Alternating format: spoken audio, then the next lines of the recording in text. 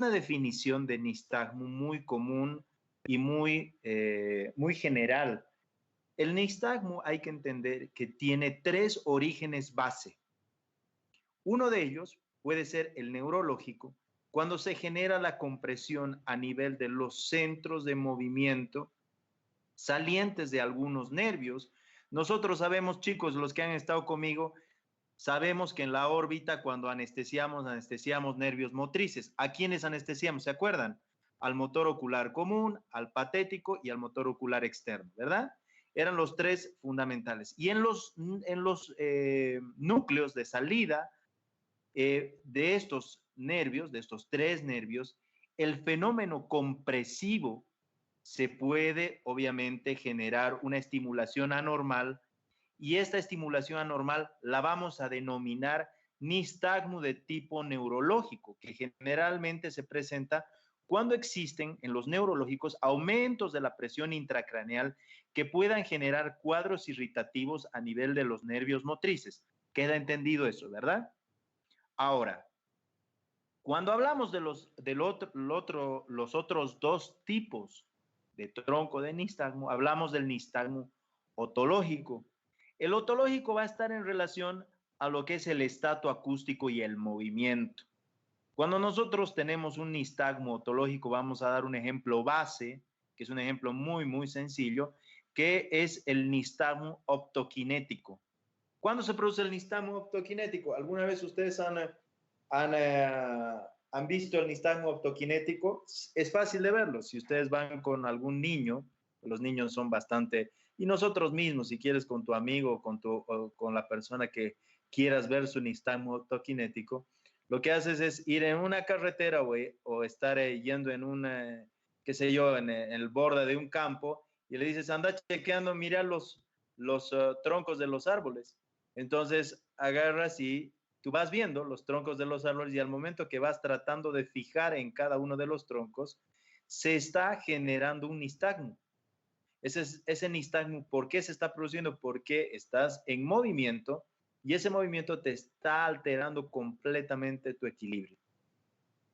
Y el nistagmo oftalmológico va a tener una mezcla de ambos, pero asociado fundamentalmente a fenómenos irritativos musculares, a fenómenos irritativos en la terminación, por ejemplo, de la inervación muscular del motor ocular común.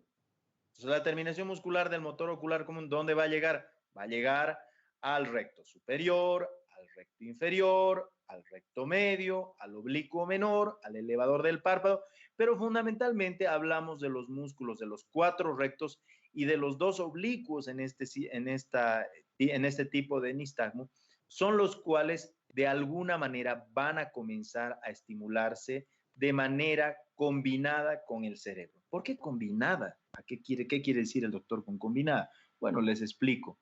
Lo combinado está en relación fundamentalmente a fenómenos de estimulación visual que van a ejercer obviamente un efecto a nivel muscular. ¿Y esto por qué les digo? Porque hay un principio básico en lo que es la motricidad y la motilidad del ojo en los nistagmos, obviamente oftalmológicos. Y es que el concepto básico que ya les he dicho una vez, les estoy repitiendo en este tema y les voy a volver a repetir en el tema de estrabismo, cuando hablemos de estrabismo, es de que siempre, chicos, la visión es la que comanda la motricidad. Y si nosotros tenemos una visión alterada, lo que va a hacer el cerebro es tratar de buscar imágenes y tratar de buscar una visión adecuada. De ahí es que comienzan a suscitarse este tipo de situaciones y condiciones. Que, por ejemplo, les voy a dar un ejemplo, un niño de 2 años de edad ya tiene su fenómeno acomodativo y de repente este niñito que tenía una catarata congénita que le permitía ver, de repente la catarata ha comenzado a crecer y a tornarse más opaca. ¿Qué sucede con el ojo? El ojo está disminuyendo lo que es la visión y el estímulo y la información hacia el cerebro. Entonces, ¿el cerebro qué dice? Ah, caray, este ojo no me está dando visión. Seguramente está funcionando mal su motricidad y lo que va a hacer el cerebro es comenzar a enviar estímulos de tipo muscular para la contracción y relajación en pos de buscar imágenes, en pos de buscar la imagen que le falta a ese ojo. Entonces, ahí es donde comienza a existir este nistagmo que es propio del ojo, de un desarrollo alterado. Se puede ver nistagmo también en los pacientes cuyos cuadros de ametropía o de medidas altas es realmente llamativo, sobre todo en qué patología o en qué defecto refractivo, en qué ametropía ustedes creen que existiría un nistagmo llamativo. Les hago, después de que hemos pasado óptica y refracción, les hago esa pregunta para que me respondan ahorita, chicos. ¿La miopía? ¿Miopía? ¿Por qué la miopía? ¿Por qué creen en la miopía? Anímense a hablar. Ahorita no los estoy viendo, no sé quién me está respondiendo, no sé quién me está hablando. O sea que anímense. Aquí estamos como en un confesionario. No sé quién me está hablando. Entonces, no hay problema. Dígame, ¿por qué la miopía? No, pero no se la hipermetropía o el astigmatismo, una de las dos cosas, o sea, que el problema es o de ver cerca o en la acomodación, a tratar de acomodar. Sí, exacto. Sabes que tu micrófono sabes que suena como si te estarías acercando demasiado al micrófono. Les voy a dejar el dato. Está bien, la hipermetropía con astigmatismo porque es el defecto refractivo efectivamente más limitante.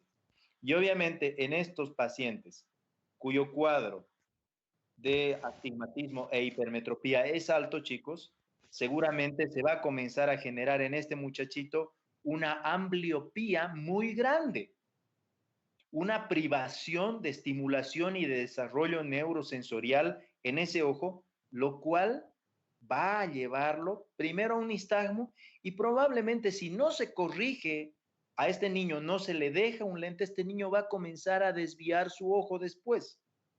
Entonces, hay que acordarnos que el nistagmo en la parte oftalmológica puede ser en este tipo de casos una antesala a lo que va a ser una desviación permanente. Ahora ustedes me dirán, ¿y puede existir nistagmo con desviación? Claro que sí, desde luego. ¿Puede existir un nistagmo con un estrabismo? Claro que sí. ¿Sí? Entonces, el nistagmo, aparte de ser un movimiento involuntario de ambos ojos en vaivén, rítmico, oscilante, repetitivo, que lleva a los ojos a posiciones diferentes a la normal, el nistagmo va a ser dividido en neurológico, otológico y oftalmológico. El neurológico tiene un origen generalmente a nivel nuclear, el otológico a nivel de movimiento y el oftalmológico a nivel del desarrollo neurosensorial ocular combinado con lo que es la estimulación nerviosa a nivel muscular. ¿Queda claro eso, verdad? Uy, silencio, absoluto. Sí. Sí, sí. Sí, doctor. Sí, Doc, disculpe, Doc, las Ok, diapositivas no muchachos. están cambiando. ¿Las qué? ¿Usted sigue la diapositiva de nistagmo o ya pasó de ahí? ¿Las posiciones de quién? No, ahí está. La diapositiva de nistagmo, pensamos que se había pausado. Ah, que en las posiciones del nistagmo, bueno, obviamente puede existir posiciones rápida, lenta y en la posición que es mediana, que son posiciones en sí en relación fundamentalmente a la actividad y a la velocidad.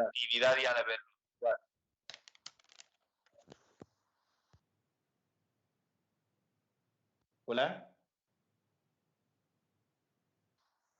Sí. Se escucha, chicos, ¿no? Sí, Doc, está bien. Ok.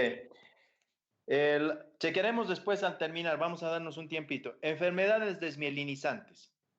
La leucodistrofia de Krabbe y la leucodistrofia metacromática son dos problemas realmente muy serios. Cuando hablamos de enfermedades desmielinizantes, son enfermedades que no solamente en la anatomía, si ustedes se acuerdan muy bien lo que hablábamos en relación a un nervio, Y hablamos de que el nervio es prácticamente como una especie de túnel o tubo donde existe un metabolismo celular activo, constante, efectivamente con algunas características en el movimiento de este metabolismo, pero es un movimiento activo.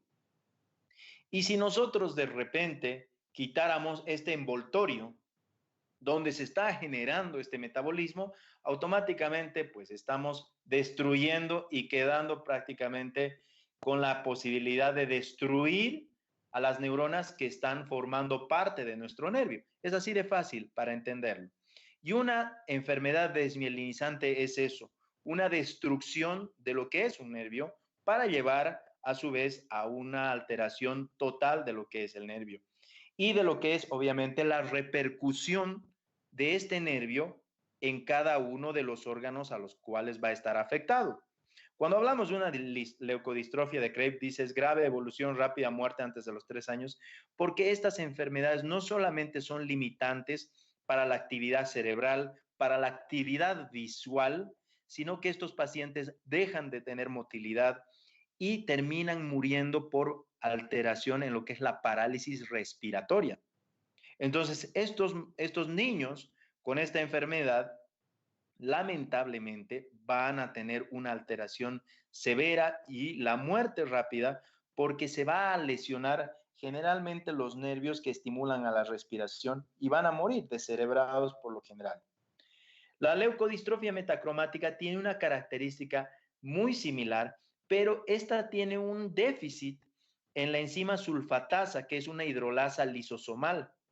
Llevan al retardo mental, a la descerebración y también llevan a la muerte.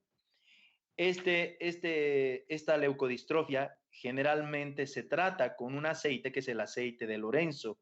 No sé si alguna vez han visto una película, hace referencia al papá del niño que descubre este déficit enzimático y Sí. este aceite se lo utiliza en estos niños para poder agarrar y estimular a esta enzima que lo que hace de alguna manera es retrasar este fenómeno desmielinizante en estos niños. Y obviamente es una característica de ellos la pérdida visual y la destrucción del nervio óptico. La esclerosis múltiple o en placas es uno de los problemas más serios inmunológicos porque realmente, al igual que las leucodistrofias, también llevan a la muerte a los pacientes. Nosotros hemos visto una esclerosis múltiple en placas en científicos y en gente que ha sido muy conocida. Y la esclerosis múltiple en placas es una neuropatía óptica general, retrovulvar y que puede hacerse anterior. La manifestación de los casos oculares es realmente muy común y esta es una enfermedad muy típica de la raza caucásica. La gente, obviamente, europea tiene mucha tendencia a hacer la esclerosis múltiple, sobre todo los europeos, de lo que es la zona alemana, Austria, Luxemburgo y al norte. Son gente que tienen una característica muy, muy predominante a hacer la esclerosis múltiple en placa. Y la característica, además, es el cuadro de la neuropatía óptica retrovulvar, ¿se acuerdan cuando hablábamos al principio? Que está detrás de la lámina cribosa y por lo general no se ve. ¿Y cómo se manifiesta el paciente? Se manifiesta con una pérdida de la agudeza visual, pero tiene una característica que responde muy bien a la corticoterapia. Y esos pacientes reciben corticoterapia y mejoran claramente su cuadro. Mejoran su cuadro visual y en muchos casos mejoran también la sintomatología general con los casos de corticoterapia. La única pena es de que estos pacientes los estás inmunodeprimiendo y sometiendo a una serie de situaciones mucho más serias. Hay otras miopatías como la miastenia gravis, que es una alteración en la unión neuromuscular y lo que sucede en estos pacientes es de que se va a generar una tosis y una diplopía en las horas más alejadas a la mañana, la tarde o la noche. Y obviamente en las formas graves está la alteración en la respiración, la deglución, la fonación, etc. El 40% tiene una sintomatología ocular única, o sea, no hay sintomatología sistémica, y son pacientes que tienen los párpados caídos y a medida que va pasando el día, los párpados se les va cayendo mucho más. ¿Y qué sucede con ellos? Que en la unión neuromuscular existe un déficit de la acetilcolina y esto obviamente va a llevar a que se genere una alteración en el paso de la información nerviosa del nervio hacia el músculo, el estímulo nervioso. Y de ahí es que comienza a generarse este tipo de cuadros. ¿Y dónde se afectaría? Bueno, en las terminales, por ejemplo, si hablamos de que va a ser una tosis, se va a afectar a nivel del elevador. Entonces, el elevador está inervado por el tercer par y sabemos que el tercer par también inerva al recto medio, el recto superior inferior y al oblicuo menor. Entonces, en este trajín, sabemos que va a generarse una diplopía en las horas más tardes y la tosis asociada al compromiso fundamentalmente de este nervio. ¿Sí? Entonces, vamos a tener a estos pacientes seriamente comprometidos. Esta prueba es una prueba diagnóstica que usualmente se la tiene que hacer, se la hace actualmente, que es la prueba de la neostigmina, pero no se la hace en cualquier lugar, no se la puede hacer en un consultorio y demás, pues la prueba de la neostigmina inyectada es positiva a los 1 a 4 minutos, pero esta prueba es muy seria porque puedes inclusive generarle una parálisis respiratoria al paciente en el momento en que le inyectas neostigmina si el paciente hace una respuesta positiva. Entonces necesita hacerse en un quirófano para intubarlo inmediatamente y evitar que el paciente se te muera.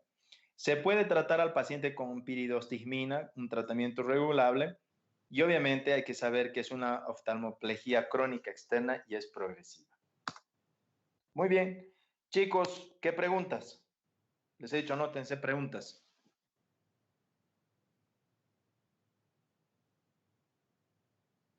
Hola. ¿Todo bien, ¿Ninguna? doctor? Sí, no hay nada para preguntar. No, doctor. ¿Qué determina que esta miastenia solo afecta al ojo? Si aparentemente debería afectar, en el 40% de los casos, si debería afectar a todos los músculos del cuerpo. No, como te he dicho, un 40% de los cuadros de miastenia gravis son o tienen forma nada más a nivel del ojo, o tienen manifestación a nada más a nivel del ojo. 40%.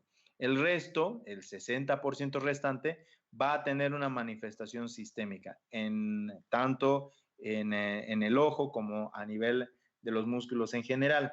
Pero es importante saber que ese 40% es un 40% que es sumamente tratable, se da piridostigmina, como habíamos hablado anteriormente, de manera constante para poder agarrar y mejorar estos cuadros. Listo.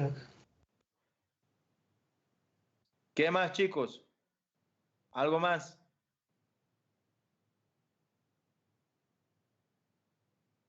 ¿Ninguna pregunta? Nos pasamos al siguiente tema. Este tema es el tema de retina. Es un tema que no es de mis preferidos, pero obviamente hay que hacerlo de todas maneras. Y bueno, cualquier duda que exista o cualquier situación que exista, con toda confianza me la hace notar para que obviamente la repitamos, ¿sí? Entonces, vamos ahorita, les voy a compartir la pantalla.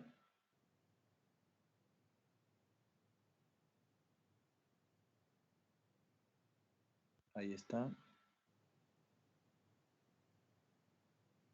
¿Sí? ¿Se ve? No, doctor.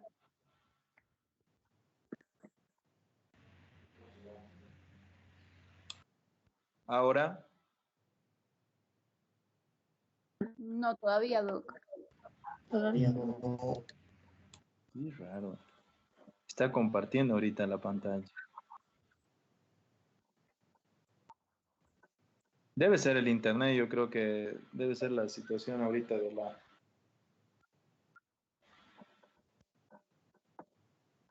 ¿Se ve ahí? No, nada, Doc. Nada, nada. Ah, No. me salgo de nuevo.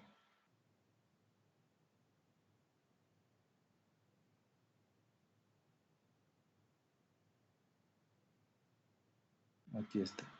Vamos a compartir. ¿Ahora me ven?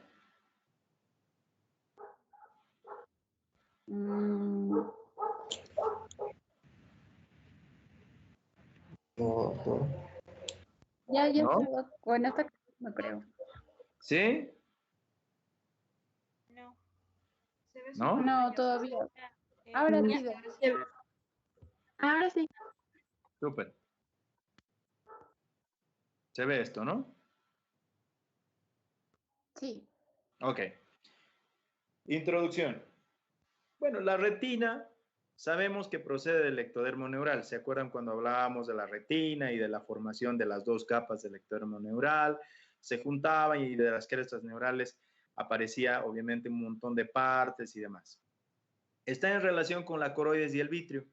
Está en relación con la coroides y el vitrio y sobre todo porque esto un poco nos hace la referencia, si ustedes recuerdan bien, a los fenómenos inflamatorios de la coroides que daba las coroiditis. Y obviamente por la proximidad y la cercanía, es muy fácil que se produzcan las coroidoretinitis, o sea, las inflamaciones de coroides y de retina. Y eso a su vez, por la relación de la retina con el vitrio, porque el vitrio está prendido prácticamente a la retina, entonces va a generar las vitreoretinitis. Se dice que la retina es una extensión del sistema nervioso central. Está en íntima relación. Y en realidad sí, porque si nosotros nos ponemos a ver, es prácticamente un sistema neuronal con una neurona bipolar, como son las células bipolares, que funcionan obviamente haciendo una sinapsis para poder llevar la información al núcleo, que es a los axones de las células ganglionares, formando así el nervio óptico. Entonces, este mecanismo es un mecanismo de paso o de transmisión que ya lo transforma en una extensión del sistema nervioso central. Los procesos inflamatorios de la retina, la retinitis, van a acompañarse a su vez con vasculitis, como dice acá, retinitis y vasculitis. ¿Y por qué? ¿Por qué hago referencia a esto? Porque realmente la retina de por sí es una capa nerviosa que por lo general en todo su contenido y demás es avascular, y eso lo hemos visto. Es avascular, no tiene vasos sanguíneos, pero su íntima relación con los vasos sanguíneos es la que va a cambiar completamente todo lo que es el mecanismo, inclusive defensivo de la retina. La retina, si bien no tiene de por sí en su estructura histológica vasos sanguíneos, los vasos son parte de ella y son un mecanismo de defensa de la retina. ¿Y qué quiere decir eso? Que la retina, al ser una capa nerviosa activa de emisión constante de impulsos nerviosos, lo que va a hacer es de que el momento en el cual fallan estos impulsos nerviosos o se genera un estímulo de tipo hipóxico a nivel de la retina va a reaccionar generando el factor derivado de endotelio vascular para la producción de neovasos. O sea que el mecanismo de defensa retinal, chicos, y eso quiero que me entiendan bien, porque es la base de todas las enfermedades de tipo hipóxico en la retina, es este. Es el de producir neovasos, los cuales van a agarrar y van a hacer prácticamente la destrucción de la propia retina. Uno diría los neovasos van a ser una bendición. Lamentablemente no. Y los neovasos van a llevar, obviamente, a una destrucción total de tipo anárquica a la retina. Entonces, Cuando hablamos de la retinitis y las vasculitis, hablamos de cuadros en los cuales se va a inflamar la retina y a su vez van a inflamarse estos vasos sanguíneos. Y ahí obviamente nosotros tenemos miedo, sí tenemos miedo, porque si se inflama el vaso sanguíneo, pues no va a existir paso de sangre a través del vaso sanguíneo. Y esto lo que va a hacer es que nos pueda generar hipoxia retinal y a su vez esto lleve a fenómenos, obviamente, de neovascularización y la destrucción total de la retina, que usualmente sucede. Cuando hablamos de émbolos sépticos, hablamos de que se va a llevar por sangre, en muchas ocasiones, pequeños acúmulos del tipo bacteriano, viral, micótico, etcétera, en pequeños bollos o en pequeños nudos en émbolos, los cuales van a llegar hasta los vasos terminales, generando, obviamente, un vaso terminal, que es un vaso retinal, generando la infección a este nivel. Sobre todo cuando los émbolos sépticos están, además, en complicidad asociados y, obviamente, en complicidad de un sistema inmunodeficiente, como en el SIDA, cuando ya el paciente tiene una inmunodeficiencia adquirida manifiesta, y obviamente esta inmunodeficiencia deja pasar bacterias, virus, hongos, etcétera, que en otras ocasiones no sucederían. Y eso lleva también a fenómenos vasculares o vasculitis retinal. El síndrome de inmunodeficiencia adquirida no se lo describe como una manifestación típica, porque realmente no hay. Y obviamente cuando hablamos de este, nos encontramos con todas estas cosas. Mire, nos encontramos con microlesiones vasculares primarias, exudados algodonosos, hemorragias retinales, microaneurismas, anomalías microvasculares retinales, que muchas de estas están causadas por el mismo daño de la retina y no por el agente causal. Por ejemplo, el citomegalovirus es prácticamente una manifestación casi patognomónica de un paciente con HIV en el 80%. O sea que si a un paciente le encuentras una retinitis por citomegalovirus, en un 80% este paciente es un paciente HIV positivo y puede estar ya en síndrome de inmunodeficiencia adquirida manifiesta, ¿sí?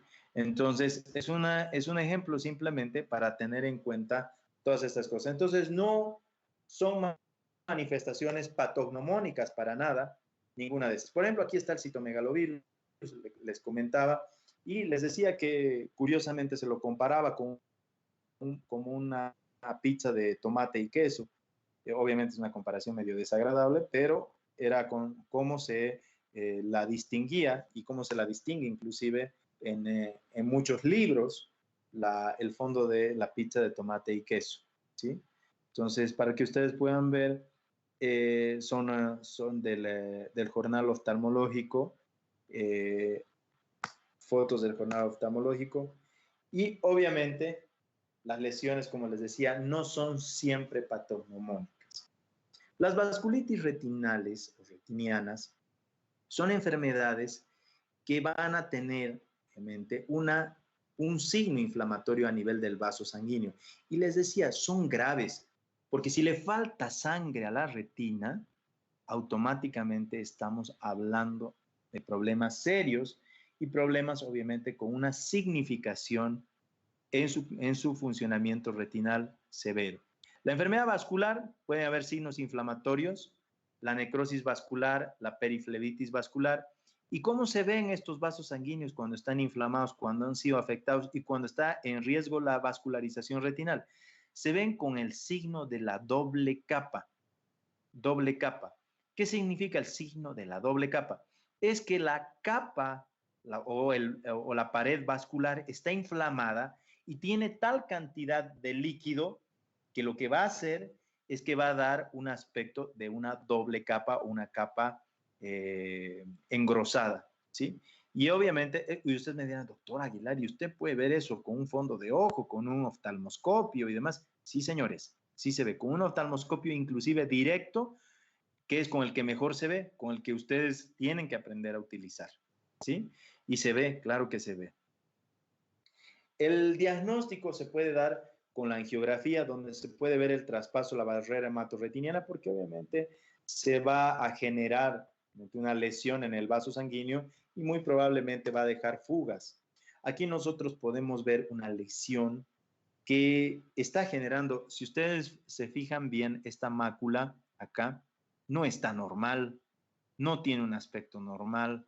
Esta mácula debería ser un pequeño hoyito y un pequeño puntito, pero nosotros aquí vemos unos depósitos blanquecinos, vemos unas características blanquecinas, entonces, pero no vemos más, no vemos más.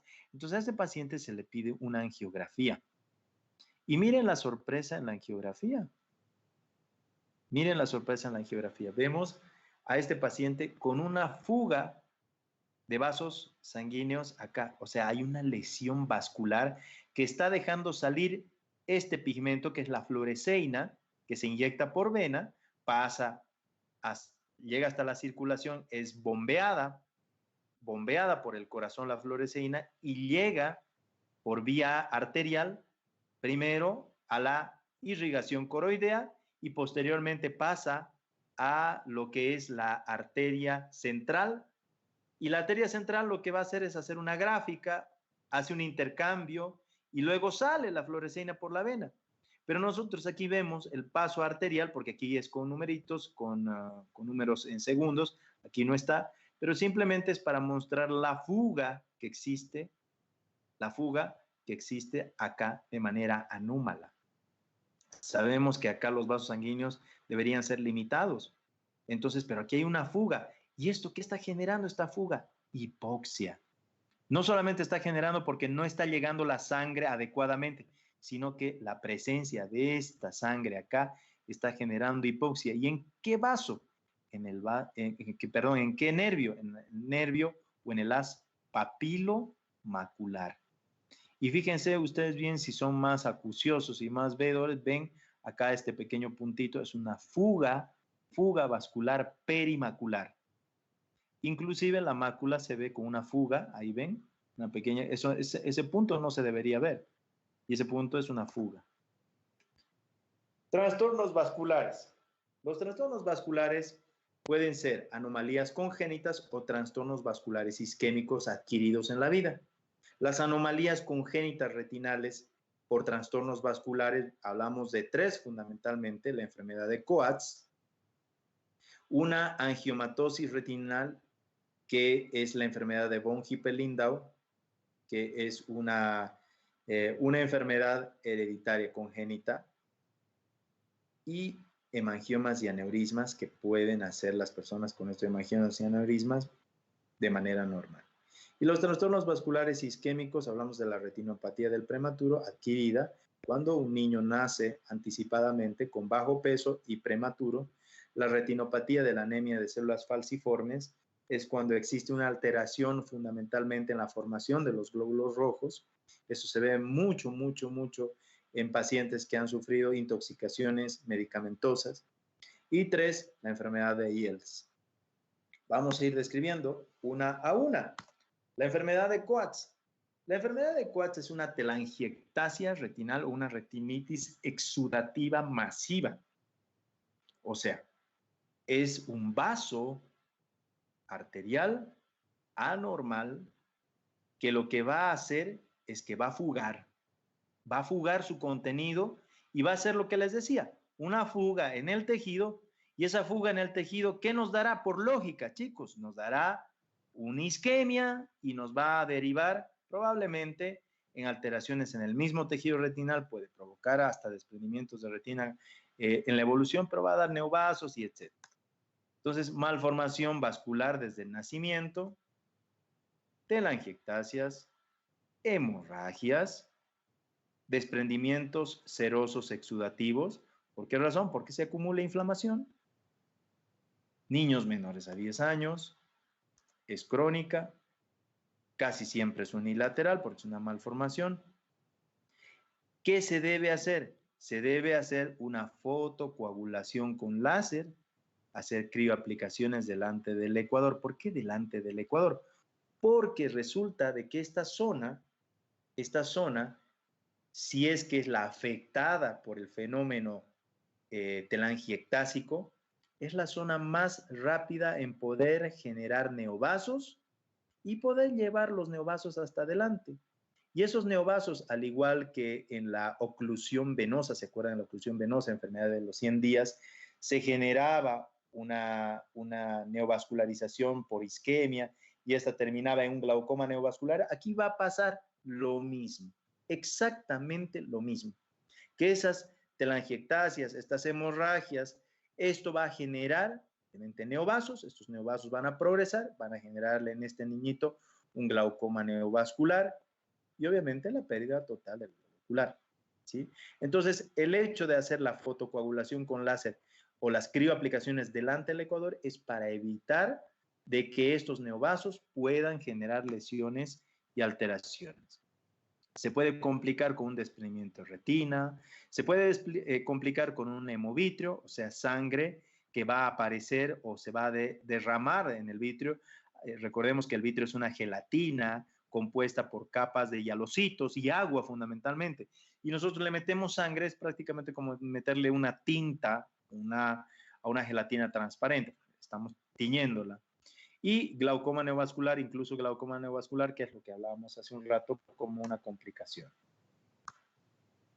Las facomatosis. Las facomatosis, hablamos de la enfermedad de von Hippel-Lindau, son muchas y esas pueden aparecer con alteraciones fundamentalmente a nivel multisistémico. En el caso de la enfermedad de von Hippel-Lindau, hablamos obviamente de una patología hereditaria vascular con nódulos en piel, ojos y cerebro.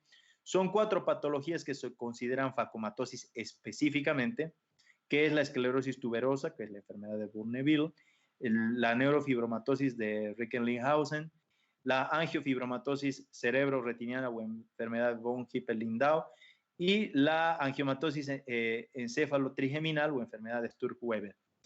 Todas estas, chicos, se asocian con patologías fundamentalmente a nivel de vasos sanguíneos, alteran también la parte neurológica y obviamente se van a generar alteraciones a nivel oftalmológico.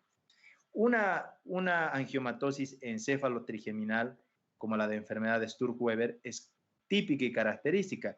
Se manifiesta con un hemangioma en una hemicara, ya sea en cualquiera de las hemicaras, y estos niñitos resulta de que están con una alteración vascular en todo el vaso que acompaña al trigémino. Entonces son hemangiomas que pueden ser obviamente limitados a la afección de la rama oftálmica y maxilar superior, fundamentalmente, o pueden ser las 3, o puede ser solamente la oftálmica, ¿sí? Ahora ustedes me dirán, y doctor, ¿y no afecta a la parte del maxilar inferior y el maxilar superior? No, lamentablemente no. Les digo lamentablemente no porque es una enfermedad que comienza fundamentalmente por la oftálmica, lamentablemente. ¿Y qué hace en la oftálmica? Genera shunts arteriovenosos, los cuales van a aumentar la presión venosa sobre la vena oftálmica. Y ese aumento de la presión venosa sobre la vena oftálmica, nosotros sabemos que el humor acuoso se va al conducto de Schlemm, a los vasos colectores epiesclerales, a la vorticosa, y de la vorticosa va a la vena oftálmica. Pero si yo de repente en todo este trayecto que tiene una presión, obviamente en reversa, de 18, si yo de repente a esta presión en la vena oftálmica yo le aumento, en vez de ser 18, 16 o 14, comienzo a subirle la presión y la transformo como una presión arterial que más o menos tiene entre 40 a 45 milímetros de mercurio. Imagínense, yo estoy subiéndole la presión a la venosa y la venosa, la vena oftálmica, comienza a subir su presión a 40 a 45 y esto genera un glaucoma de retorno, el famoso glaucoma de retorno por shunts arteriovenoso, glaucoma de retorno. Entonces, eso es muy importante de acordarse. Vamos a verlo más adelante. La angiomatosis de von Hippelin da un amartoma capilar en la retina. Una facomatosis se presenta entre la primera y tercera década de la vida, alteraciones en el sistema nervioso central, antecedentes de penetrancia variable, 50% de expresividad. En la clínica, ¿qué vemos? Masas de capilares en desarrollo incompleto, hay proliferación glial alrededor de esta masa, hay hemangioblastomas de retina periférica, sangrados frecuentes por estos hemangioblastomas, desprendimiento de retina, el pronóstico muy malo. El tratamiento, fotocoagulación para tratar de evitar de que los neovasos vayan a destruir. Y obviamente aquí los vemos, ¿sí? Miren cómo se ve. Miren esto. En esta imagen nosotros vemos una fuga, pero estos son neovasos, chicos. Todos son neovasos. ¿Estos de qué son neovasos? Neovasos que están generándose a raíz de estas fugas isquémicas que están generando isquemia. Miren este de acá. Luego, ¿qué son los amartomas? Bueno, los amartomas son capilares de una retina con facomatosis también, es un tipo de facomatosis, pero son alteraciones obviamente vasculares que van a dar obviamente racimos de aneurismas saculares. No exudan fluoresceína, están acumulados en el examen angiográfico. Estos aneurismas arteriovenosos o racemosos circideos pueden dar anomalías unilaterales y en algunos casos, lo que hacen estos aneurismas pueden ser sangrantes y complicarse la vida del paciente, en realidad el ojo del paciente, con este tipo de situaciones, ¿sí? Entonces, aquí los vemos, miren. Entonces, de repente, estos comienzan a sangrar. Este es un tejido con alteración inflamatoria, es un acúmulo de líquido, y estos comienzan a sangrar. Y ahí es donde comienza todo el cuadro similar al que ya les he descrito. Ahora, trastornos vasculares isquémicos. Esos trastornos vasculares isquémicos, hablamos de tres fundamentalmente: la retinopatía del prematuro, que les hablé, la retinopatía de anemia de células falciformes y la enfermedad de IELS. La retinopatía del prematuro es un trastorno en relación a la falta del desarrollo vascular en los niños prematuros y de bajo peso. Resulta de que cuando hemos hablado del desarrollo embriológico, ¿se acuerdan ustedes bien?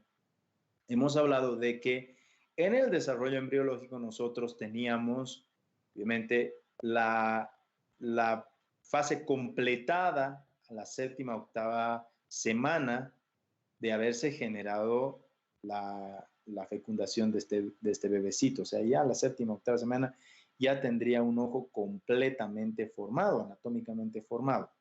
Pero hay situaciones vasculares que dependen obviamente de la circulación placentaria. Y esto hace de que sean en última instancia este tipo de circulación la que cambie. ¿Y cuándo comienza a cambiar? Comienza a cambiar al sexto mes, sexto, séptimo, octavo, y ya para que nazca el niñito, ya este desarrollo vascular ya está prácticamente completo. Entonces, ¿qué sucede con estos sectores? Bueno, son sectores que no tienen vasos sanguíneos en desarrollo, hay solamente atrás los vasos sanguíneos, la arteria central, sus ramitas, las ramas temporales, las ramas nasales, tanto superior como inferior, pero el desarrollo llega hasta el polo posterior. ¿Y qué pasa con la demás retina? No tiene. Y obviamente no tiene porque no necesita una circulación sistémica todavía este niñito. No ha nacido, entonces no necesita una circulación sistémica. Pero resulta de que este niñito, por alguna razón, nace a los 6 meses y nace con bajo peso y nace obviamente con una maduración pulmonar deficiente. Porque además la maduración pulmonar, el surfactante, le falta a este bebecito. Entonces, ¿qué pasa? Que este niñito lo que va a hacer es inmediatamente comenzar a generar una circulación como una persona ya fuera de vientre. Y lo que hace además es de que comienza a generar estas zonas que son avasculares y que no tenían vasos sanguíneos y que tenía que desarrollar entre el sexto, séptimo y octavo mes. Obviamente son zonas que aparecen en el metabolismo retinal como zonas sin irrigación o zonas isquémicas. Entonces, ¿qué está pasando? Que estas zonas isquémicas están dando la información de que les falta este preciado gas, el oxígeno, como parte de su metabolismo. Y resulta, chicos, que el oxígeno va a ser el causante de ese desarrollo y esa estimulación del factor derivado de endotelio vascular en esta retina avascular. Entonces, es la causa más importante el oxígeno, porque estos antes, ¿no? Esta parte de la retina no le importaba nada, tenía un metabolismo que era un metabolismo diferenciado, pero resulta de que comienza a entrar oxígeno y le comienza a entrar oxígeno a toda esta retina que está con vasos sanguíneos. Y esta retina comienza a presumir de su oxígeno y le dice a la otra retina, mira, yo tengo oxígeno y tú no lo tienes. Y esa retina dice, yo quiero, eso que tiene yo quiero, ¿por qué yo no tengo? Yo quiero. Entonces comienza a demandar la aparición del oxígeno. Entonces se comienza a manifestar una necesidad de oxígeno en esta retina vascular y comienza a generar neovasos en el prematuro. Generan alteraciones isquémicas que inducen a la neoformación. Entonces, ¿qué se va a producir? Se va a producir isquemia, porque ya no está circulando ahí normalmente, entonces esa zona está denotando que tiene falta de oxígeno, zonas avasculares, formación de neovasos, neoformación. Estos neovasos son vasos mal formados, que son como mangueras, ya les decía, mangueras viejas que sangran más en el cuerpo la manguera que lo que llega, hemorragias, y estas hemorragias que van a generar vitreoproliferación, porque esta sangre va a generar una respuesta inflamatoria en el vítreo, y ese vítreo, ¿qué va a hacer? Va a comenzar a prenderse de manera anormal de un lado al otro de la retina. Entonces se prende del lado derecho al lado izquierdo, del lado superior al lado inferior, y así de manera oblicua, como más o menos como los hilos del hombre araña, que pasan de un lado al otro exactamente de la misma manera. Y esta vitreoproliferación se va a comenzar a contraer, hace una atracción vitreoretiniana y se deriva a un desprendimiento de retina. Dere no significa doctor, ya les han visto, significa desprendimiento de retina. Entonces, a un desprendimiento de retina. Entonces, nosotros acá vemos en esta imagen, ahí, cómo es la fisiopatología. Entonces, está desarrollado todo el polo posterior vascularizado, pero lamentablemente este sector no. Y los vasos sanguíneos no hay aquí, no llegan aquí. Entonces, esta dice, ah, caray, aquí no me llega sangre, no me llega nada. Entonces, comienza a generar esto, que son los neovasos y los sangrados, que de alguna manera se van a comenzar a manifestar así. Y es muy importante tener este tipo de criterio. ¿Qué tratamiento se hace? Se hacen crioaplicaciones en las zonas isquémicas. Esto de las crioaplicaciones, chicos, es crioaplicaciones, es frío o frío en puntos específicos.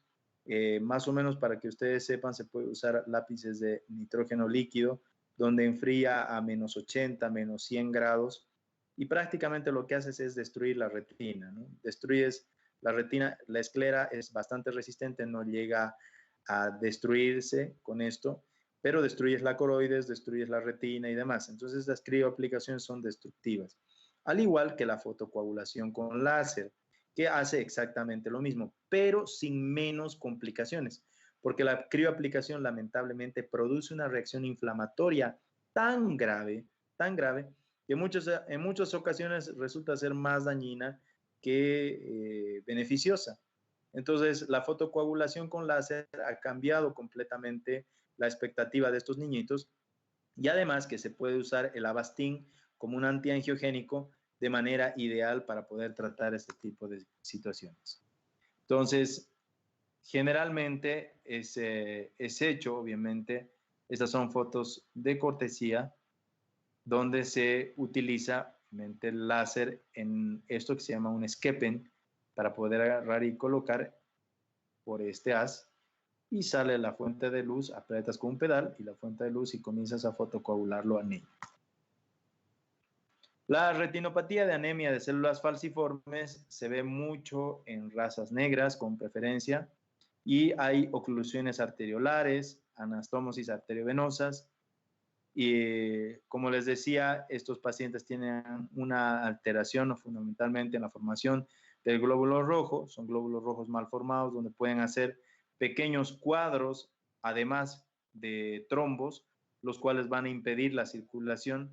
Hay alteraciones en la formación de los glóbulos rojos y la hemoglobina y se generan hipoxias o cuadros hipóxicos. Pero todo esto además es contribuido por la neovascularización en abanico que se encuentra en estos pacientes. La enfermedad de IELTS es una enfermedad hemorrágica recidivante en varones. Se da de predilección en varones. Se inicia con peiflebitis. Además, hay una vitreoretinopatía proliferativa neovascular. Hay desprendimiento de retina. Y estos llevan a la destrucción total del globo ocular. Se llama tisis bulbi.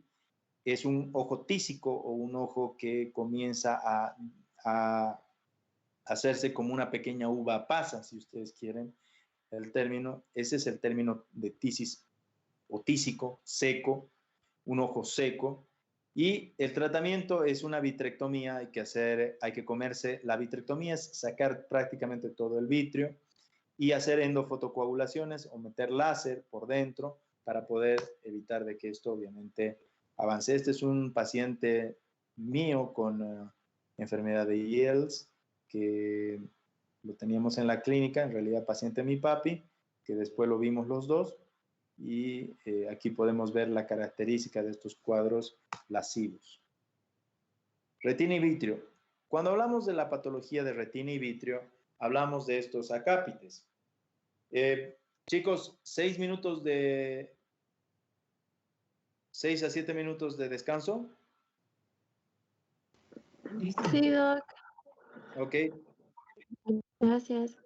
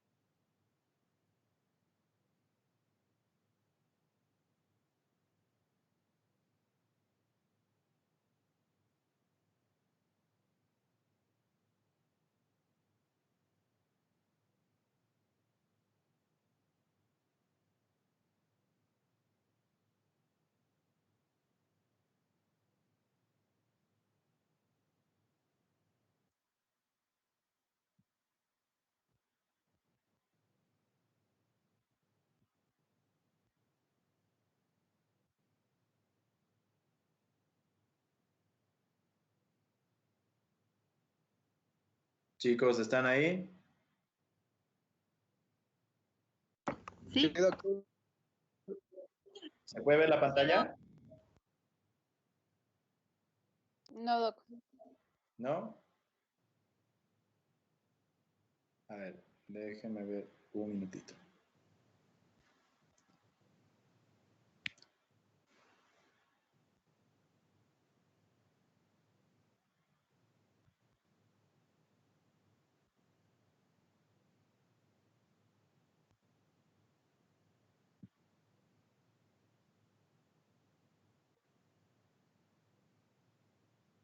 Ahora, Todavía. súper.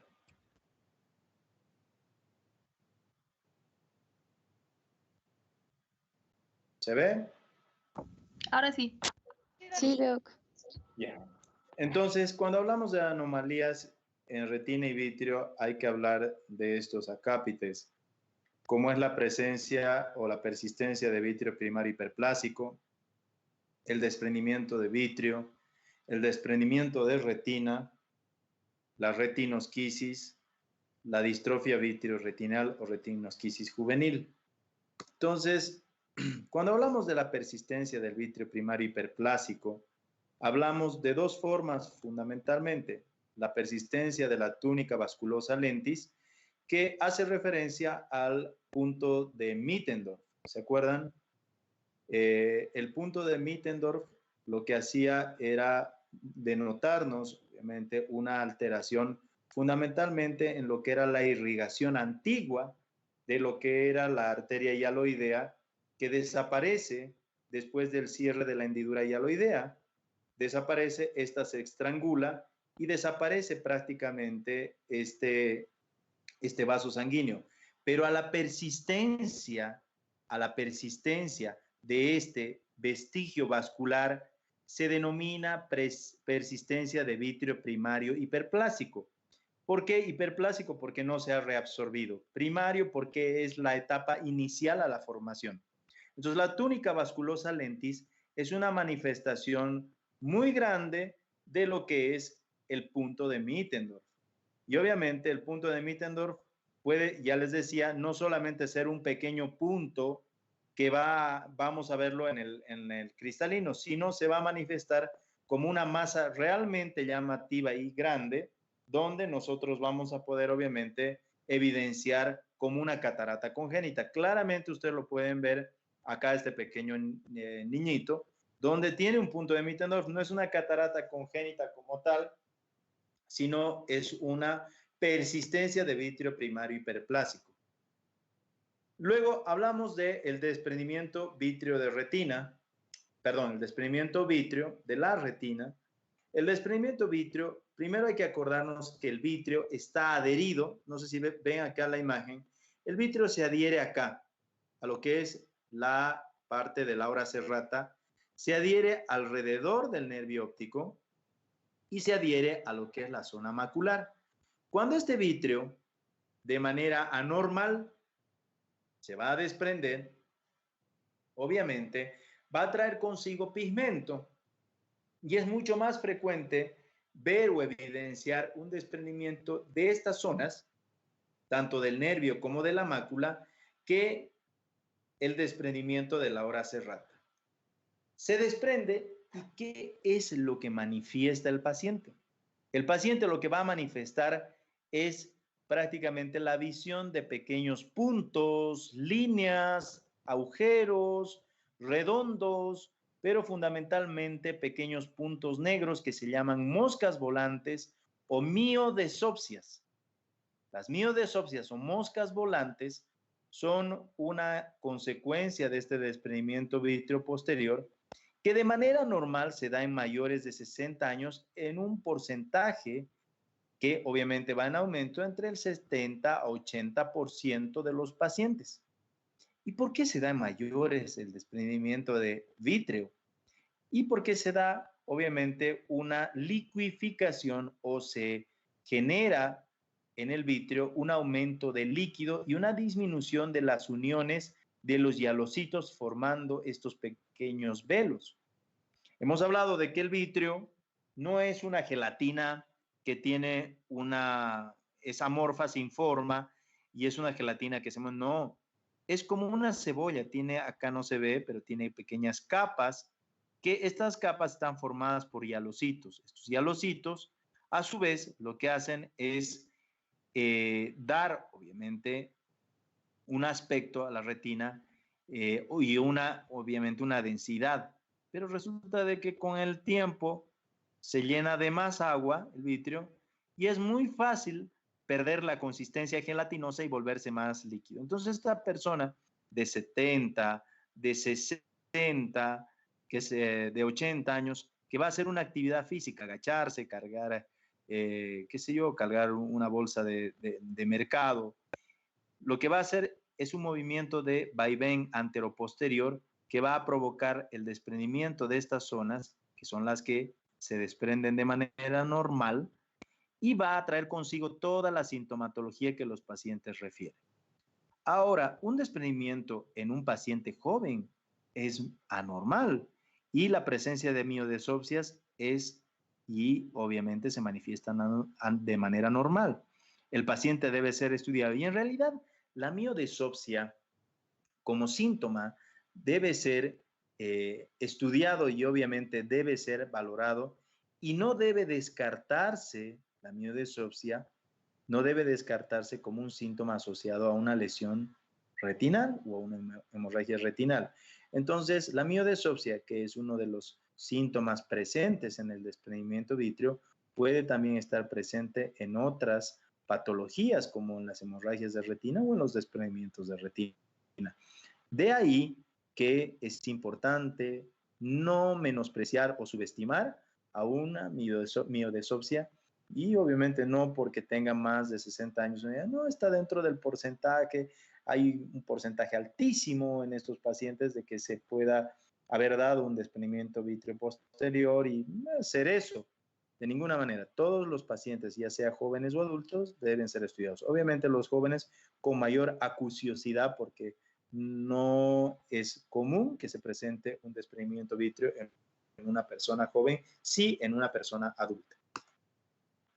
El desprendimiento de retina es quizá la complicación más seria de las que uno puede tener a nivel ocular o es una de las complicaciones más serias que nosotros podemos ver.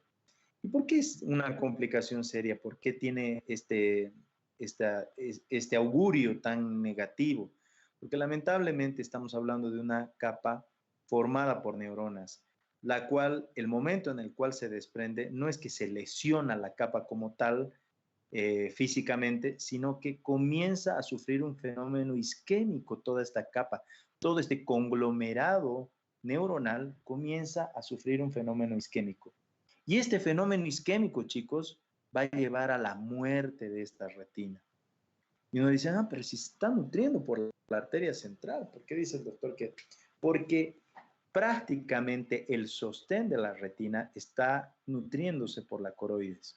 Y si efectivamente se están nutriendo los fotorreceptores y todas las bipolares en su gran cantidad por la arteria central, no es suficiente cuando comienzas a perder el sostén de tu retina. Y obviamente eso va a llevar a una destrucción progresiva de las células bipolares y las células de fotorreceptores y una muerte de una retina que lamentablemente es casi un hecho si nosotros no solucionamos rápidamente un desprendimiento de retina. Existen 3 tipos. El desprendimiento de retina regmatógeno, el desprendimiento de retina traccional y el exudativo. Acá ustedes pueden ver en el de abajo, exudativo, seroso, es una consecuencia de tipo inflamatoria. O sea, se va a producir sin esa fisiopatología de los otros 2. Por lo tanto, es no quirúrgico. Y ahorita vamos a explicar a qué se refiere con esto. El reumatógeno y el traccional tienen una fisiopatología similar. El reumatógeno es el más común y es el causante de la sintomatología típica del paciente con desprendimiento de retina, que va a haber miodesopsias, flashes de luces y la presencia de un velo negro, como una cortina negra que aparece. El tratamiento es quirúrgico. ¿Qué y cómo se produce este problema? Bueno, se produce cuando se hace un agujero en la retina. El agujero en la retina o la destrucción de la retina o el desgarro de la retina, lo que va a hacer es que va a poner en manifiesto a una capa posterior a la retina. ¿Quién está debajo de la retina? La coroides. ¿Quién está delante de la retina? El vitrio. Y cuando se pone en contacto el vitrio con la coroides, se genera y de acumulación, obviamente, en algún lado. Pues. Entonces, se abre el hueco en la retina y al ponerse en contacto el vitrio con la coroides, comienza a volverse líquido y a generarse una respuesta inflamatoria. Y lo que hace es de que este vitrio comienza líquidamente a meterse entre la retina y la coroides y comienza a disecar, a separar poco a poco. Entonces se ha metido todo este vitrio y se expone más vitrio nuevo. De nuevo aparece más vitrio. Y este vitrio se pone de nuevo en contacto con la coroides, se liquidifica, se mete más dentro de la retina y comienza a avanzar y a disecar poco a poco hasta disecarla completamente. Ese fenómeno es el fenómeno común y les decía que fisiopatológicamente es común para el traccional también. Si bien obviamente el traccional tiene el origen fisiopatológico distinto, obviamente fisiopatológico distinto porque obviamente el reumatógeno se va a producir porque se ha generado un desgarro en la retina. ¿Por qué se generó ese desgarro? Bueno, se generó porque ese paciente nació con retina adelgazada y lamentablemente se rompe. Así como cuando nosotros usamos un jean, lo usas el jean y te encanta usarlo el jean, se comienza a adelgazar, obviamente la tela del jean, y de repente tú te sientas y bueno, te has sentado, haces una ligera flexión con la rodilla y se te quiebra el jean. Entonces, se te ha quebrado el jean, se ha quebrado la tela pues, de tu pantalón y lo que ha sido es de que pone expuesto tu piel. Lo mismo pasa con el reumatógeno. Ese es el origen de un reumatógeno. En cambio, el traccional sucede fundamentalmente en todos estos pacientes que han tenido sangrados de retina y uniones vitreoretinales. Entonces, estos pacientes de manera normal comienzan a adherir el vitrio con la retina y esto comienza a generar tracciones, las cuales van a llevar a agujeros. Se hace una tracción, comienza a jalar y produce una ruptura. Y esa ruptura traccional pone de manifiesto, obviamente, como les decía, la coroides con el vitrio y de manera progresiva, obviamente, se va a generar un desprendimiento en esta retina. ¿Cuál es el tratamiento quirúrgico? Sellar ese agujero. ¿Con qué? Con láser, con crioaplicaciones y demás.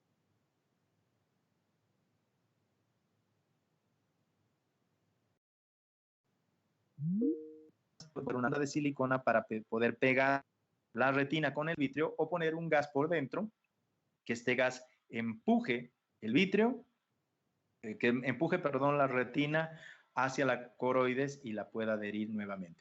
Obviamente sellando el agujero porque el tratamiento quirúrgico es sellar ese agujero para lograr, obviamente, de que desaparezca. Pues si ese agujero sigue abierto, siempre se va a seguir exponiendo la coroides, el vitrio a la coroides y obviamente el líquido se va a seguir formando. En cambio, en el exudativo no hay agujero, no hay lesión, no hay exposición de vitrio con coroides, no hay nada de eso.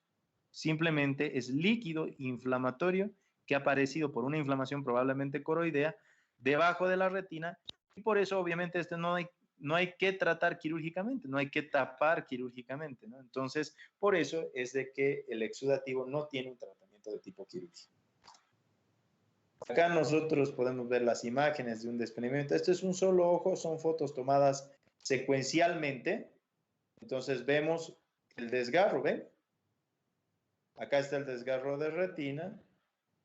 Vemos cómo este desgarro ha puesto en manifiesto la coroides, que está ahí abajo. Esta se pone en contacto con el vitrio y a su vez comienza a meterse y disecar la retina poco a poco, como ustedes pueden ver acá en las imágenes, hasta formar estas bolsas o estas cortinas negras que las ve así el paciente, y obviamente la característica está. Acá vemos otro desprendimiento, donde claramente se nota la bolsa.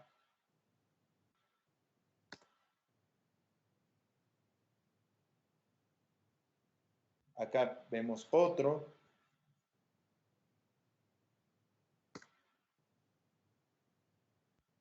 Acá vemos otro. Y así, sucesivamente. Bueno, ¿qué es una retinosquisis? La retinosquisis es un cuadro en el cual existe una alteración en la constitución de la retina. O sea, la retina está mal formada o hay una alteración en su formación y hay una separación entre la capa neurosensorial, que es la nuclear interna con la externa o la plexiforme externa con líquido, pequeñas ampollas. Háganse la idea de que la retina, así como ustedes la conocen en la idea histológica, esa capa de repente comienza a aparecer como pequeñas ampollitas. Y esas ampollitas se denominan retinosquisis. Estas retinosquisis usualmente son periféricas, superiores o inferiores. Y obviamente la característica de estas retinosquisis es que pueden aumentar ese líquido o estas ampollitas pueden crecer. Son bilaterales en ambos lados. Son generalmente seniles y a veces autolimitadas, pero cuando están en las zonas superiores pueden llegar a un desprendimiento de retina porque por gravedad, sabemos todos nosotros de que estamos mucho tiempo parados o sentados, de alguna manera esto puede provocar de que este líquido comience a disecar entre las capas retinales y obviamente a su vez acumular más líquido y este líquido hacer como una especie de tracción de peso, provocar obviamente un desprendimiento de retina y a su vez llevar a una alteración severa como la que hemos descrito anteriormente. En las zonas inferiores no pasa tanto esto porque van a aparecer las ampollitas y se van a autolimitar con el tiempo. Las distrofias vitreoretinianas o retinosquisis juvenil son cuadros más complicados porque se van a caracterizar por una serie de alteraciones, primero porque son heredofamiliares ligadas al sexo, generalmente al cromosoma Y, son en jóvenes y son bilaterales. Evolucionan a un desprendimiento de retina de tipo reumatógeno, hay proliferación de velos y velos vítreos, vascularizados, temporales e inferiores, bilaterales y llegan generalmente a un desprendimiento de retina. Hay muchas distrofias vitreoretinales o retinosquisis juveniles, las describimos algunas, la degeneración hialoidea o tapetorretiniana de Goldman-Fabré, la retinosquisis retiniana como tal, la distrofia retiniana pigmentaria, la hemerolopía, la alteración en el electroretinograma, la liquificación vítrea y demás.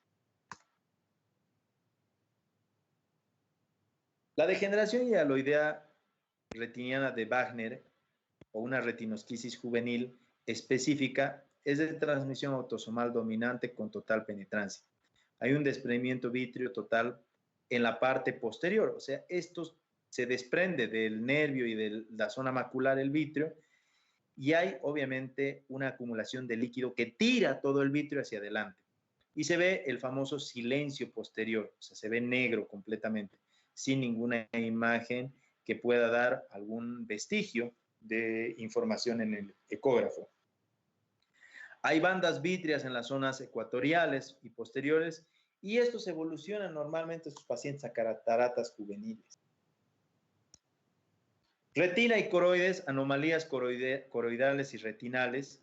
Tenemos dos patologías fundamentales, la coroidopatía central serosa y la degeneración coroido-retinal macular senil o la degeneración macular senil, que muchos de ustedes las hemos visto en la práctica y las conocemos. Estas dos patologías hacen referencia a alteraciones fundamentalmente a nivel de la coroides y a nivel de la retina. La coroidopatía central serosa es una patología que es predominante en las personas entre los 20 a 40 años de edad. Hay antecedentes de estrés previo, son pacientes que tienen cuadros de estrés muy severos, comienzan a manifestar metamorfopsias. ¿Qué son las metamorfopsias? Son alteraciones en la forma de los objetos. Yo sé que mi vaso tiene una forma de cilindro y de repente lo comienzo a ver como un cilindro doblado o con una criba, etc. Hay escotomas centrales, se ve una alteración borrosa en la zona central. Mejora con lentes positivos. Estos pacientes tienden a mejorar con lentes positivos. Hay filtración vascular que genera edema macular y se ve con la angiografía con salida de pigmentos. Los pacientes generalmente son jóvenes que comienzan a manifestar estas alteraciones y obviamente mejoran con lentes. ¿Por qué mejorarán con lentes positivos? ¿Alguno se le ocurre por qué mejorará con lentes positivos?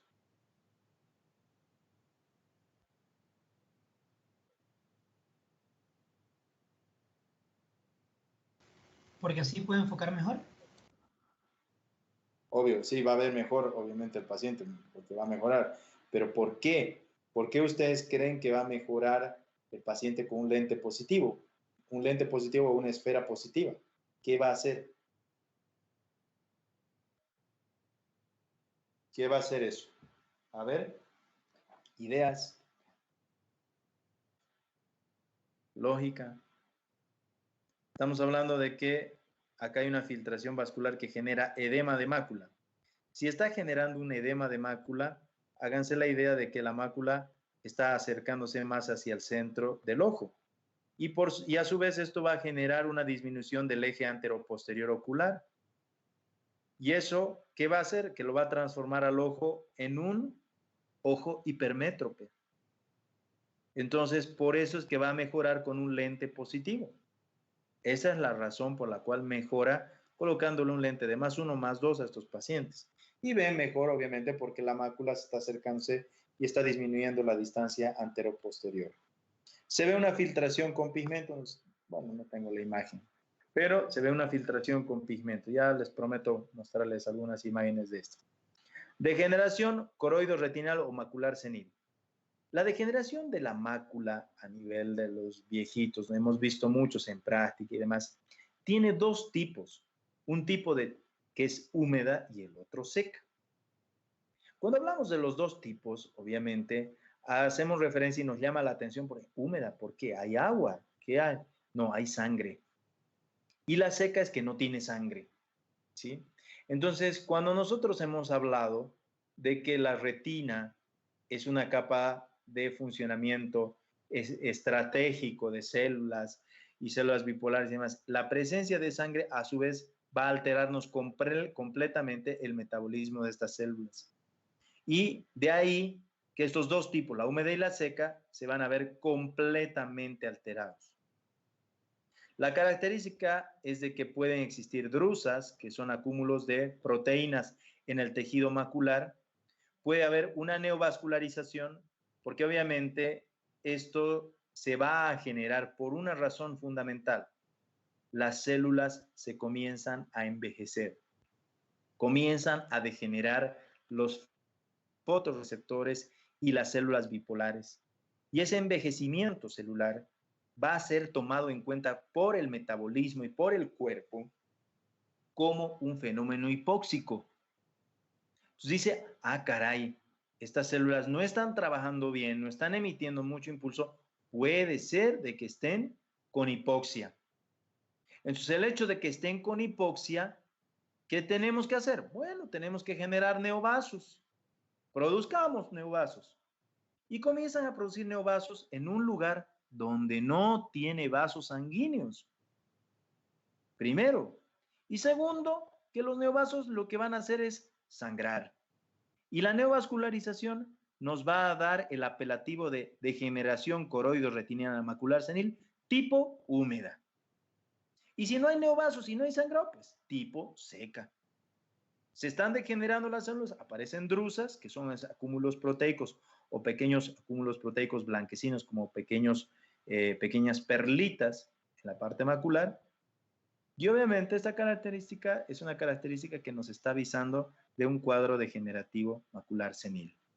Hay alteraciones edematosas, cicatrices maculares importantes, dispersión de pigmento. El pigmento comienza a desaparecer de esta zona como una especie de respuesta o visión a este cuadro degenerativo. Bueno, tomar en cuenta de que todos los neovasos, quiero eso hacer notar, todos los neovasos se van a tratar o deben tratarse fundamentalmente, todos los neovasos deben tratarse fundamentalmente con antiangiogénicos. O sea que si se va a generar una neovascularización, se debe tratar con antiangiogénicos. Entonces, vean la importancia de lo que son los antiangiogénicos en tantas enfermedades que hemos hablado que se genera neovaso. De ahí que los antiangiogénicos como el Avastin y muchos de esos medicamentos que están saliendo al mercado día tras día son medicamentos que realmente tienen una utilidad bárbara, pero son utilidades de tipo temporal. Y obviamente cuando hablamos de una degeneración macular de tipo húmeda, sangrante, con neovasos, pues la única manera es tratarla con antiangiogénicos, no queda de otra. La distrofia coriorretinal o distrofia central, y hay periféricas.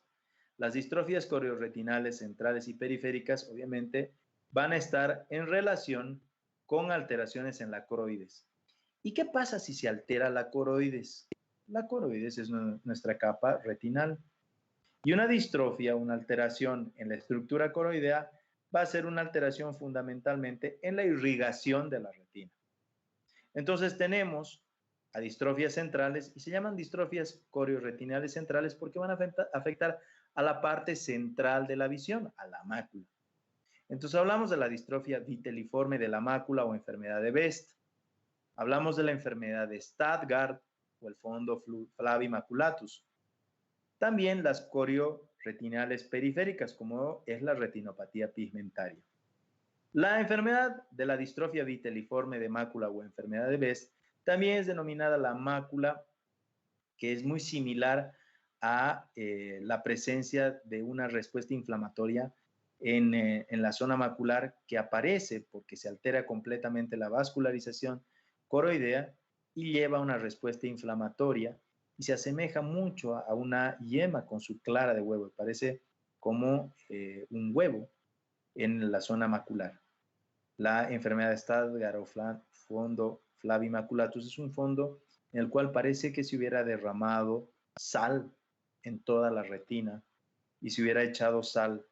Entonces se ven zonas blanquecinas con zonas grisáceas que corresponden a la alteración total de lo que es la coroides en la zona posterior.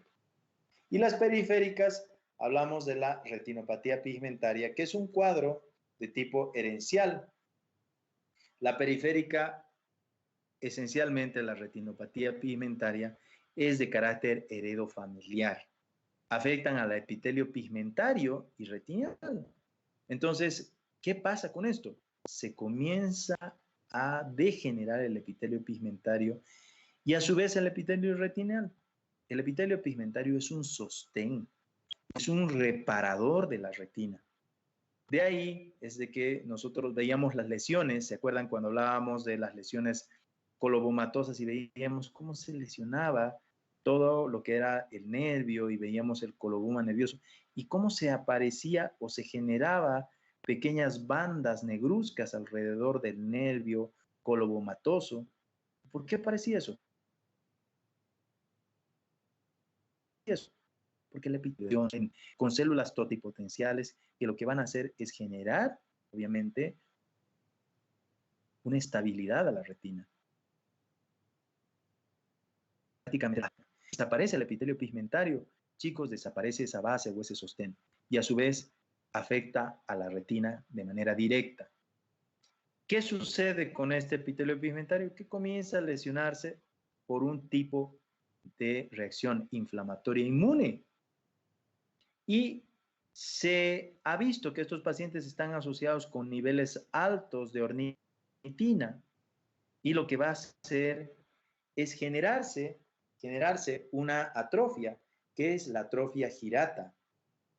La atrofia girata es una atrofia que se va a generar obviamente, en todo lo que es la periferia retinal. Y esta atrofia girata va a darnos un escotoma y obviamente nos va a generar una manifestación de alteración visual severa. Cuando hablamos de lo que va a producir la retinitis pigmentosa, es un cuadro de nictalopía. Son lesiones pigmentarias parecidas a los osteoblastos.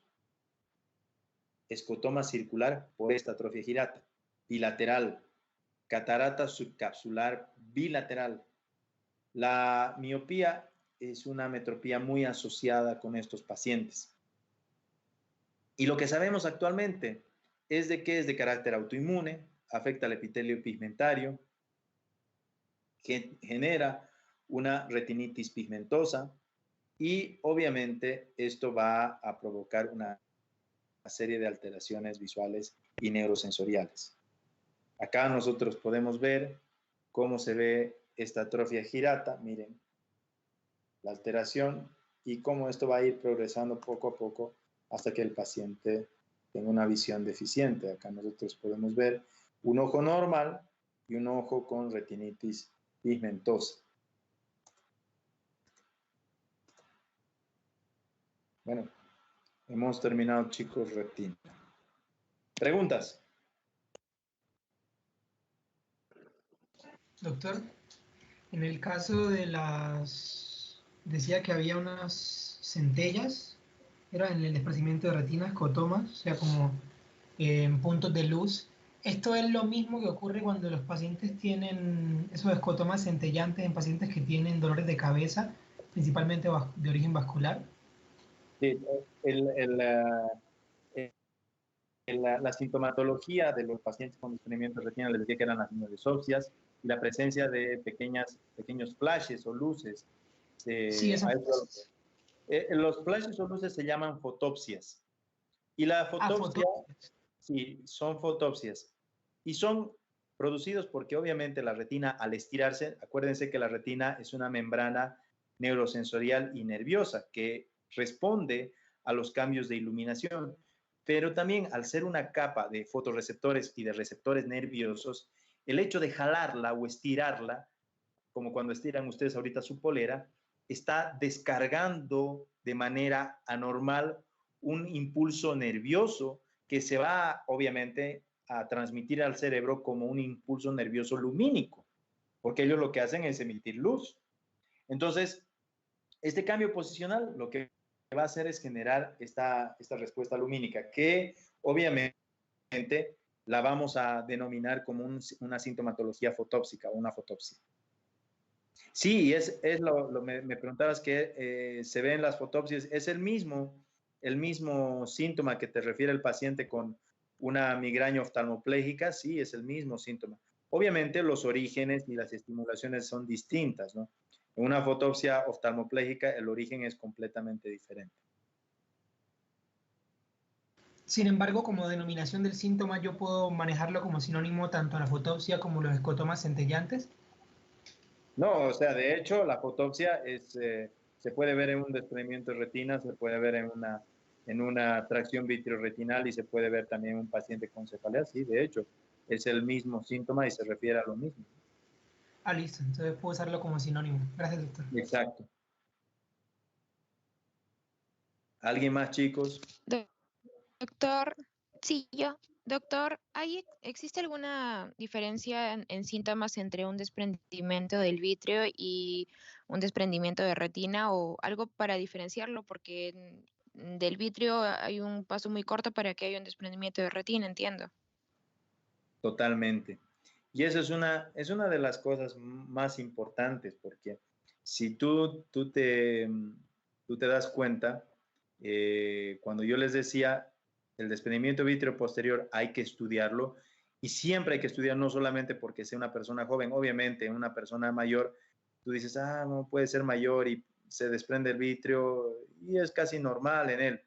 Y obviamente agarrar y de alguna manera ser un poco subestimador del síntoma, no lo hagan jamás, porque puede estar escondido, como ella dice, y su compañera dice, puede estar escondido un desprendimiento de retina.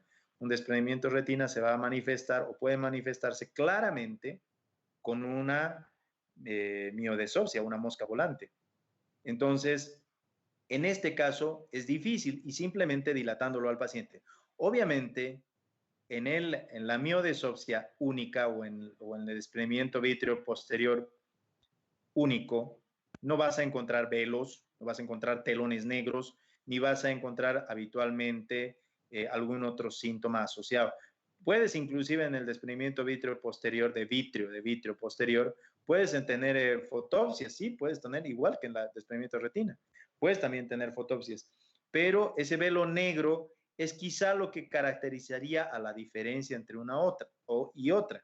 Pero de ahí, imagínate, si el velo negro no lo ve el paciente porque si bien se ha desprendido la retina, está iniciándose y está en la parte de abajo, por ejemplo. Y no lo vas a ver ese velo negro hasta que aumente tanto el volumen del desprendimiento de retina inferior, que obviamente sea como una bolsota inferior y obviamente el paciente reciente manifiesta, así lo veo, y veo una mancha negra o una bola negra. Entonces, obviamente es algo que su compañera dice, ¿cómo diferenciarlo? Nada más que dilatándolo. Entonces, todos estos síntomas que refiere un paciente con sintomatología vitreoretinal, pues se llama sintomatología vitreoretinal, es fundamental e indispensable chequearlos, mirarlos, evaluarlos y al paciente hay que dilatarlo para poder ver qué está pasando con esa retina. Si esa retina está normal, probablemente hace hincapié en chequear si el vítreo se ha desprendido de atrás y vas a ver claramente la imagen del vítreo desprendido en el polo posterior. Pero sí, obviamente hay que descartar efectivamente un desprendimiento de retina siempre.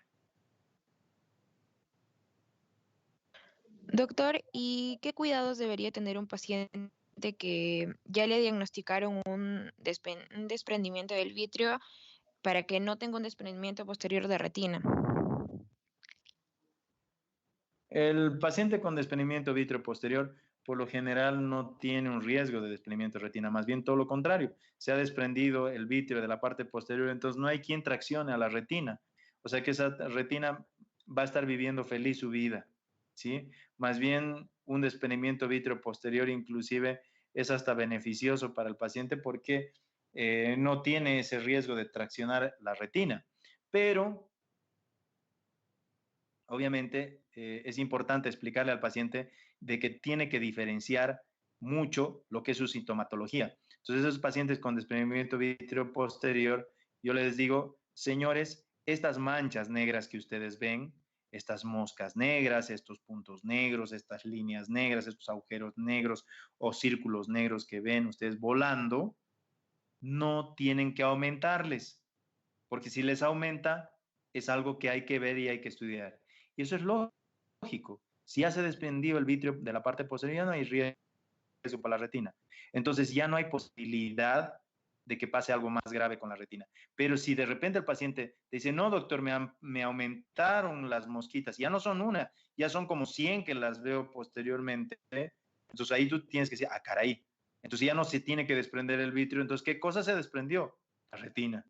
Entonces eso puede ser que se haya abierto un agujero en la retina ha desprendido pedacitos de retina como tal, y eso es lo que ha aumentado y que el paciente está viendo. ¿Se dan cuenta? Gracias, doc. Eso es.